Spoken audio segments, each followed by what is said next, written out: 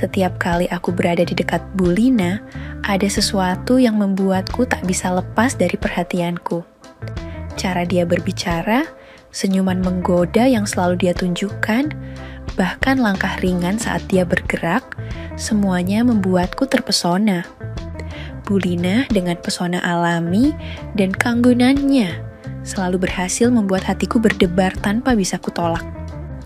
Aku tinggal serumah dengan wanita secantik bidadari. Melihatnya setiap hari, mendengar suaranya yang lembut, merasakan kehangatan, perhatiannya. Aku bukan batu, aku hanya manusia biasa. Dan di hari itu, aku sadar satu hal, sepertinya aku tertarik sama Bu Lina. Aku Sigit, baru saja menginjakkan kaki di ibu kota. Suasana bising gedung-gedung yang tinggi, dan kendaraan yang tak hentinya berlalu, lalang masih terasa asing bagiku. Aku berasal dari sebuah desa kecil di Jawa Tengah, tempat di mana hidup berjalan lebih lambat, lebih sederhana. Sejak kecil banyak orang bilang, aku cukup tampan untuk ukuran anak desa. Beberapa gadis di kampungku sering melempar senyum, mengirim pesan diam-diam, atau sengaja mencari alasan untuk berbicara denganku. Tapi, aku belum pernah benar-benar pacaran. Entah karena aku terlalu fokus pada pendidikan, atau mungkin karena aku belum menemukan yang benar-benar membuatku tertarik. Sekarang, aku di ibu kota untuk kuliah, seharusnya aku tinggal di kos-kosan. Tapi, Mas Heru, kakakku, menawariku tempat di rumahnya. Daripada ngekos mahal dan boros, mending tinggal sama Mas. Rumah Mas cukup kok, dan kamu bisa hemat biaya, kata kakakku waktu meneleponku beberapa minggu lalu. Aku tak langsung mengiyakan, tapi setelah mempertimbangkan, akhirnya aku setuju. Mas Heru menikah dengan Mbak Dian 5 tahun lalu, dan mereka tinggal di rumah bersama ayah dan ibu mertua Mas Heru juga di sana. Ibu mertua Mas Heru bernama Bu Lina. Usianya baru 38 tahun, masih muda dan cantik. Bahkan bisa dibilang sangat cantik dengan tubuh yang selalu terawat. Bagiku, yang penting, aku punya tempat tinggal yang nyaman di kota ini. Mas Heru bilang, kamu langsung ke rumah Mas aja ya. Ada Bu Lina kok. Mas ada dinas luar kota. Mbak Dian ikut sama Mas. Oke Mas, jawabku singkat. Lalu Mas Heru menutup teleponnya. Sesampainya di rumah Mas Heru, aku merasa sedikit canggung. Ternyata rumahnya cukup besar, lebih besar dari rumahku di desa. Perabotan mewah, lampu hiasan menggantung di ruang tamu, dan aroma parfum lembut menyebar di udara. Aku membawa koperku masuk dan menunggu di ruang tamu. Tak lama, Bu Lina keluar dari dalam, mengenakan kaos ketat dan celana pendek. Aku sedikit terkejut, tapi segera menundukkan pandangan. Sigit ya? Akhirnya sampai juga, katanya sambil tersenyum, lalu memelukku erat. Aku membalas pelukannya, mencium aroma parfumnya yang lembut. Kamu cepet banget sudah gede ya? Ibu hampir aja gak ngenalin, ujarnya sambil tertawa. Aku tersenyum berusaha tetap tenang. Iya Bu, makasih sudah izinin Sigit tinggal di sini. Bu Lina menepuk bahuku. Udah anggap aja rumah sendiri, kamar kamu di atas ya, sebelah kamar Heru. Ibu harap kamu betah di sini ya. Aku mengangguk lalu mengikuti Bu Lina yang mengantarku ke kamarku. Saat naik ke lantai atas, aku tak bisa menahan melirik sekilas ke arah Bu Lina. Tubuhnya ramping dan proporsional. Mungkin Bu Lina ini suka senam, tapi aku segera mengalihkan pikiran itu. Sabar Sigit, Bu Lina ini ibu mertua Masmu, gumamku dalam hati. Aku menghela nafas dan masuk ke kamar. Akhirnya, petualangan hidup baru di ibu kota baru saja dimulai. Saat itu, aku belum tahu bahwa hari-hari ke depan akan mengubah hidupku selamanya. Hari-hariku di rumah berjalan lebih nyaman dari yang aku bayangkan.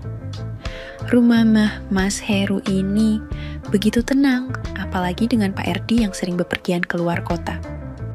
Aku jadi lebih leluasa, bisa belajar dengan tenang, dan yang terpenting, tidak perlu memikirkan biaya kos. Tapi ada satu hal yang tidak aku duga. Perasaan aneh yang mulai tumbuh di dalam diriku. Bu Lina bukan hanya wanita biasa yang baik dan perhatian. Dia juga cantik, sangat cantik. Tubuhnya ramping dengan lekukan sempurna. Wajahnya selalu segar. Dan caranya tersenyum membuatku kehilangan kata-kata. Aku mulai merasa gelisah setiap kali dia ada di dekatku. Setiap kali dia lewat dengan celana pendek atau daster, jantungku berdetak lebih cepat. Aku tahu ini salah, tapi aku tak bisa mengendalikan perasaanku. Sampai pada suatu hari, sebuah godaan datang tanpa aku duga. Siang itu, aku baru saja pulang kuliah dan menuju ke dapur untuk mencari air minum. Rumah terasa sepi. Aku berjalan menuju dapur, tapi langkahku terhenti ketika melihat sesuatu yang membuatku terpaku. Di halaman belakang, tepat di kolam renang, Bu Lina sedang berenang. Mataku membelalak, tak menduga akan mendapati hal semacam ini. Dia mengenakan baju renang, menampakkan kulitnya yang putih mulus. Air yang membasahi tubuhnya membuatnya tampak berkilauan di bawah sinar matahari. Jantungku berdebar kencang. Aku ingin pergi, ingin mengalihkan pandangan, tapi tubuhku membeku di tempat. Tak lama setelah itu, Bu Lina naik ke tepi kolam, mengibaskan rambutnya yang basah. Saat dia berdiri, air mengalir turun dari tubuhnya, membuatku menelan ludah. Aku merasa seperti melihat bidadari yang turun dari langit. Tanpa sadar, aku terdiam terlalu lama. Tiba-tiba, Bu Lina menoleh ke arahku. Aku panik dan langsung berbalik, pura-pura mengambil sesuatu di meja dapur. "Sigit," ujar Bu Lina. Aku menutup mata sejenak mencoba menenangkan diri. "Ah, iya Bu," ucapku gugup. "Kamu dari tadi di situ?" tanyanya sambil berjalan mendekat. Aku menggaruk belakang kepalaku berusaha tersenyum santai. "Aku cuma mau ambil minum, Bu." "Hehehe." Bu Lina tertawa kecil. "Kamu itu kayak ketahuan ngintip aja." Darahku berdesir mendengar kata-katanya. Aku buru-buru mengambil gelas dan menuangkan air, berusaha terlihat tetap tenang.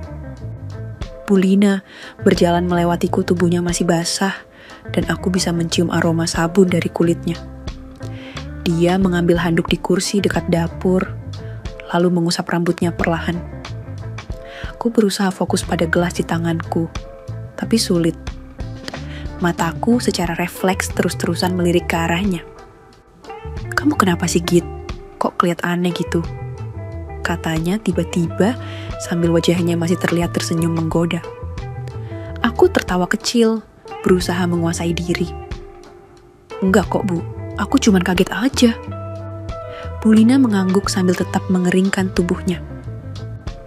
"Ya udah, kalau haus minum yang banyak, Ibu mau ganti baju dulu." Aku hanya mengangguk, tak berani menoleh. Setelah Bu Lina pergi ke kamar, aku menghela nafas panjang. Aku tahu ini tidak benar. Aku tahu aku tidak seharusnya merasakan ini kepada ibu mertua masku sendiri. Tapi, bagaimana bisa aku menghindari perasaan ini? Aku tinggal serumah dengan wanita secantik bidadari, melihatnya setiap hari, mendengar suaranya yang lembut, merasakan kehangatan perhatiannya. Aku bukan batu, aku hanya manusia biasa. Dan di hari itu, aku sadar satu hal, sepertinya aku tertarik sama Bu Lina. Sejak hari itu, aku semakin sulit mengendalikan pikiranku. Bu Lina bukan sekadar wanita yang baik dan perhatian. Dia juga sosok yang bisa membuat siapapun tergoda. Dan aku yang tinggal serumah dengannya, merasa seperti sedang diuji setiap hari. Aku mulai memperhatikan hal-hal kecil yang sebelumnya tak kupedulikan. Cara dia tersenyum, cara dia memainkan rambutnya saat berbicara, atau bahkan aroma tubuhnya yang lembut setiap kali dia melewatiku di rumah. Pak Erdi, suaminya sudah hampir berumur 50 tahun. Jujur saja, aku tak habis pikir bagaimana dia bisa menikahi wanita secantik seperti Bu Lina ini.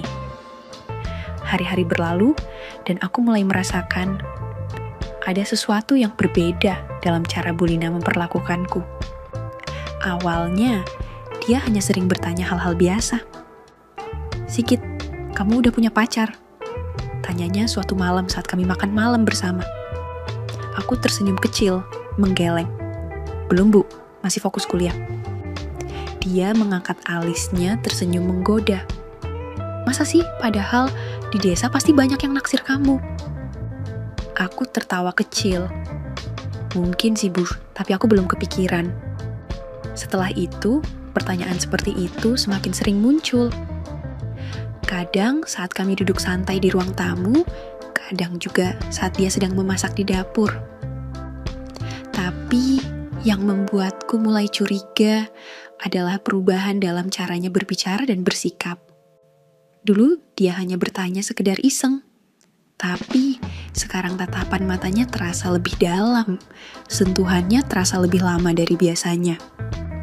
Kadang dia sengaja berdiri terlalu dekat, membuatku mencium aroma parfumnya yang lembut. Suatu sore, aku sedang duduk di ruang tamu sambil membaca buku. Bulina keluar dari kamar dengan pakaian santai, kaos ketat, dan celana pendek seperti biasa. Aku mencoba tetap fokus pada bukuku, tapi suara langkahnya membuatku menoleh. Tanpa sadar, dia duduk di sofa di sebelahku, menyandarkan tubuhnya dengan santai. "Sigit," panggilnya pelan. Aku menoleh. "Ya, Bu, ada apa?" Dia menatapku dengan senyum tipis. "Kalau ibu tanya sesuatu, kamu harus jawab jujur ya." Aku mengangguk. "Iya, Bu, mau tanya apa ya?" Bulina menyilangkan kakinya dengan santai, lalu bertanya dengan nada yang lebih lembut. "Kamu gak pernah suka sama seseorang? Maksud ibu tertarik gitu?" Pertanyaan itu membuatku sedikit canggung. Aku menutup buku yang sedang kubaca, berusaha merangkai jawaban. "Pernah sih, Bu. Tapi ya, gak tahu. Mungkin belum saatnya." Dia mengangguk pelan lalu tersenyum lagi. Kalau gitu, kamu lebih suka wanita yang lebih muda atau yang lebih dewasa?" Aku menelan ludah. Pertanyaan itu terdengar biasa, tapi cara dia mengatakannya membuat suasana terasa berbeda. Aku mengangkat bahu, mencoba bersikap biasa. "Nggak tahu juga ya, Bu. Yang penting cocok sih." Bulina tersenyum lebih lebar. "Gitu ya? Tapi kalau wanita dewasa itu lebih berpengalaman, lebih tahu cara memperlakukan pria, gimana?" Aku terdiam, seolah tahu kemana arah pembicaraan ini. Jantungku mulai berdetak lebih cepat. Aku merasa seperti sedang berjalan di atas tali tipis antara menjaga batas atau jatuh lebih dalam ke dalam perasaan yang selama ini kutahan. Dan dari tatapan Bulina malam itu, aku tahu satu hal, dia sedang menggoda, dan aku mulai kehilangan kendali. Hari itu, cuaca sedang panas, matahari bersinar terik, membuat suasana di rumah terasa gerah. Aku sedang duduk di teras sambil memainkan ponsel. Ketika itu, Bulina tiba-tiba keluar dari dalam rumah dengan pakaian renangnya. Berwarna biru, ketat, membalut tubuhnya dengan sempurna. "Sigit, ayo berenang, panas banget kan?" katanya sambil tersenyum manis. Aku menelan ludah. Sejak tinggal di sini, aku sudah sering melihat Bulina memakai pakaian seperti itu. Tapi, entah kenapa, kali ini aku merasa berbeda. "Aku gak punya celana renang, Bu." Jawabku berusaha mencari alasan. Dia tertawa kecil, lalu melirik ke arahku dengan tatapan menggoda. "Pakai celana biasa aja, gak harus celana renang kok."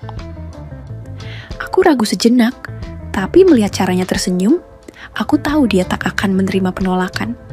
Jadi, akhirnya aku masuk kekitan ke kamar, mengganti pakaian, dan berjalan menuju kolam renang. Udara panas di luar, kontras dengan udara dingin di dalam. Aku menyelam sebentar, lalu mengusap wajahku. Bulina sudah lebih dulu masuk ke dalam air, berenang dengan anggun. "Kamu bisa berenang kan?" tanyanya sambil mengambang di tengah kolam. Aku mengangguk. Bisa, Bu. Bagus temenin ibu ya. Aku mulai berenang pelan ke arahnya. Awalnya semuanya terasa biasa saja. Kami berbicara ringan, tertawa sesekali sampai tiba-tiba. Aduh Sigit, tolong. Bu Lina tiba-tiba meringis, tangannya mencengkeram betisnya. Aku langsung mendekat. Kenapa Bu? Kaki ibu kram Sigit. Aku panik. Aku meraih tubuhnya sebelum dia tenggelam lebih dalam. Ibu tahan ya, Sigit angkat ke pinggir. Tanpa berpikir panjang, aku menggenggam pinggangnya dan mengangkat tubuhnya ke atas permukaan. Tubuhnya terasa ringan di dalam air, tapi kulitnya yang basah dan lembut membuatku gugup. Aku menggendongnya ke pinggir kolam, sementara dia masih terlihat kesakitan, menggenggam lenganku erat. Begitu sampai di tepi, aku membantunya duduk di lantai. Aku berjongkok di hadapannya. Masih sakit? Tanyaku khawatir. Dia menghela napas panjang, lalu tiba-tiba tersenyum kecil. Enggak Sigit, kayaknya udah mendingan. Aku terheran. Loh, barusan kram kok tiba-tiba sembuh? Dia hanya tertawa kecil, lalu menatapku dengan tatapan yang sulit diartikan. Aku baru menyadari sesuatu. Kram? Itu hanya alasan. Aku menatapnya sedikit bingung. Jantungku masih berdetak cepat karena panik barusan, tapi juga karena satu hal lain. Aku menyadari betapa dekatnya aku dengan Bu Lina saat itu. Dia masih duduk di tepi kolam, tubuhnya masih basah dengan air menetes perlahan dari kulitnya. Dia menatapku dengan senyum penuh arti. Makasih ya Sigit, katanya pelan. Kamu sigap juga ya? Aku hanya bisa tersenyum kaku. Aku tahu ada sesuatu yang terjadi di antara kami, sesuatu yang tak seharusnya ada, atau itu saat yang sama. Kini, aku tak bisa mengingkari perasaan ini. Bu Lina menatapku dalam-dalam, lalu dengan suara lembut dia berkata, "Kamu baik banget sama ibu. Ibu jadi makin nyaman ada kamu di rumah ini." Aku merasa seperti sedang terjebak dalam permainan berbahaya. Aku tahu seharusnya aku menjauh, menjaga jarak. Tapi, kenapa aku justru ingin semakin dekat? Malam itu, hujan turun dengan deras. Petir sesekali menyambar. Kilatannya menerangi langit gelap di luar jendela.